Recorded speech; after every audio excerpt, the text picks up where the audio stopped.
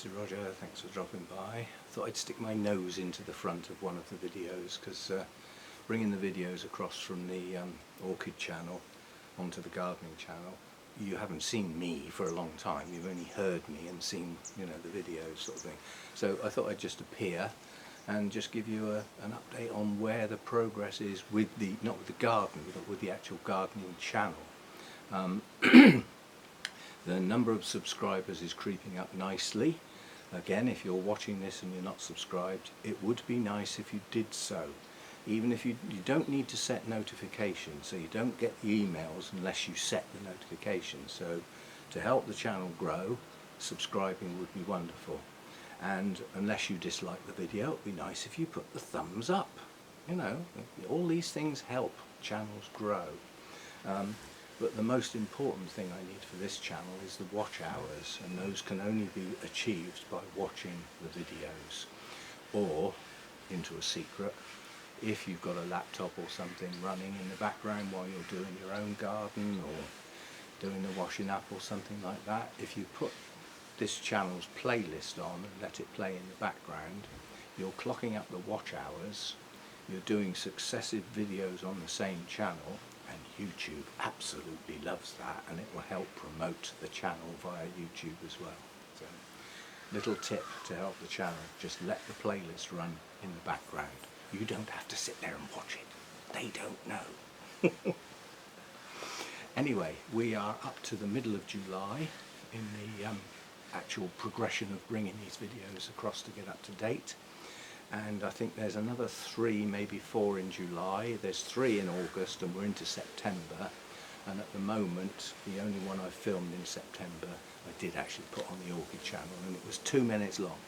So something you will see on this channel when we get up to date is visiting gardens, visiting stately homes, visiting botanical gardens without spending a fortune on fuel and, you know, half a day getting there and all that sort of stuff. But there are plenty of places around here to visit that are garden related. You know, either have spectacular gardens or a botanical interest, plants and things like that. So that will become part of this channel. We've got autumn coming. Well, there's lots of places I want to go to film autumn colours. That's of a gardening interest. So there's stuff to come, but I need to get up to date first. I need to get these videos off the Orchid channel onto the gardening channel that's telling the story of me getting this garden into shape, which it's almost finished, the work I mean, not bringing the videos across. The only big job left to do is that large clump of bamboo, which is a third done. The other 2/3 has been left at the moment, so we've still got that to do as a big job, plus getting all the stuff that's out in my carport up to the tip. It's about 3 or 4 carloads, that. Of course, you put all that sort of stuff in the tip, in your car, and take it up the tip, and then for the next week you keep finding creatures in the car that shouldn't be there. What's that? Things flying around like that in your face. Anyway, just to keep in touch as far as the channel is concerned, I am behind these videos. I am there. I am doing the work to process them and getting them loaded. You know, not every day, but most days there'll be one, because I want to get this channel up to the point where when I film a video, I process it and post it. That's when I effectively deem this channel live. Yeah, and we're not too far away, probably a couple of weeks and we'll be there. So, you know, stay with it, hang in there, the new stuff is coming. Thanks for watching.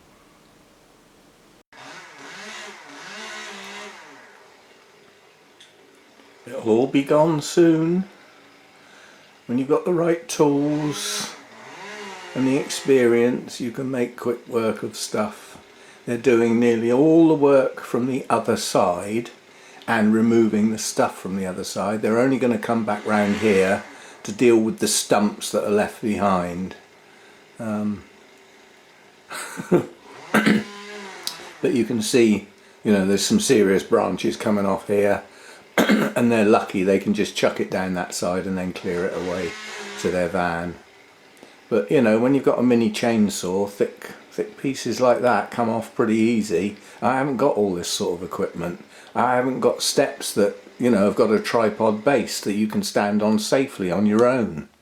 Anyway, my only worry is the big hole that's going to be there, and next door can look straight in the garden, but only when they're in their garden.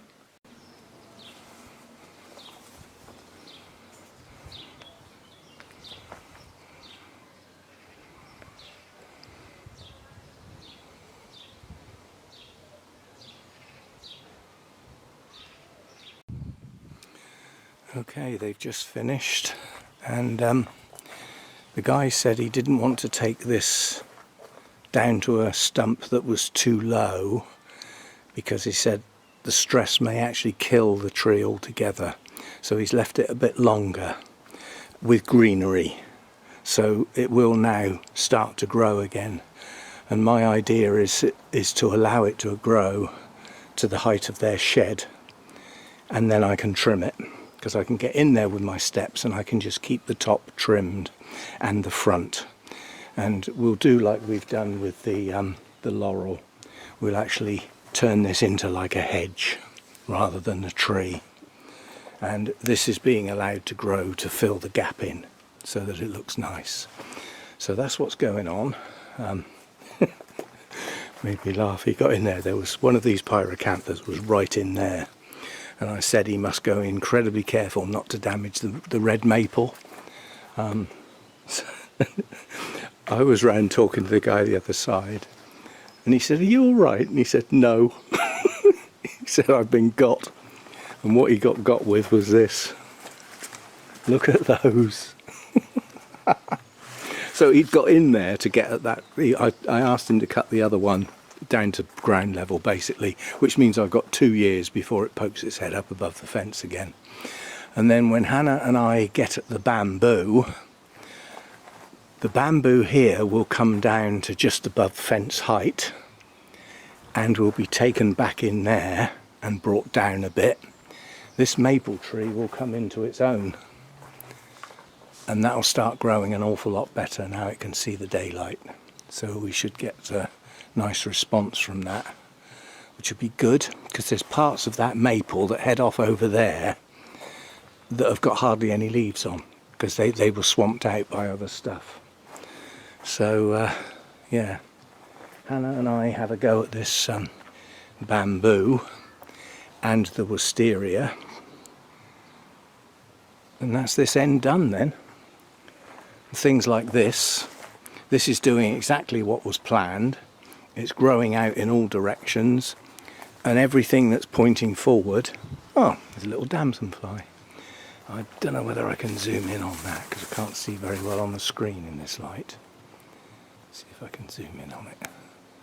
It's... oh, I can't see what I'm doing.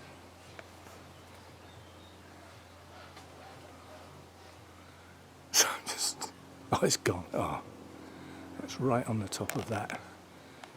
Let me come out again. I think I've got it. I think it's there. I doubt if it's in focus. Yeah, little damselfly. Anyway, sidetracked. So yeah, what we plan on doing is everything that is growing forward goes back to 2 leaves, so that it will thicken up, and everything that's coming out sideways will be allowed to grow, and that'll fill in the gap, and then that'll be a nice green. Everything that's sticking up above normal height will just come off. And we've got the other laurel in there. Now that it's lost its light, it's not growing so vigorously, but same treatment there. Anything that comes this way is allowed, anything that's going up isn't. And then we've got this bush, which we still don't really know what it is, but I think it's orange blossom. Again, this will need a trim to keep it in check. So the idea with the bamboo is that that's where it should be, and this is where it shouldn't be. So the idea is, I think I'm going to go in, the easiest way to do it, I think, is to go in at ground level with the secateurs and just cut everything off and let it fall over. We'll clear up the mess afterwards until I get it back to where I want it. And then a lot of this will be half as thick, and then we can go in and deal with the top. I can do that with a hedge trimmer. I don't need to get up there. So we're getting there. There's several of these little damselflies. There's 2 or 3 of them in the garden. There's one on my bonsai.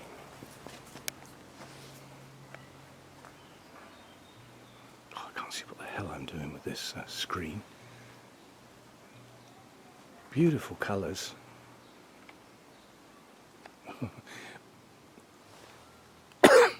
They don't stay still for long.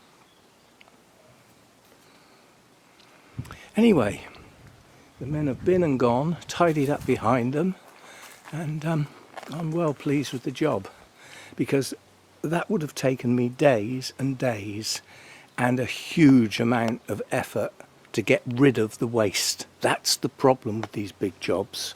Cutting the stuff down isn't too difficult. It's chopping it all up to bag it all up and taking it around the recycling that takes the time. So we're getting there, and I'm well pleased with that. Well pleased.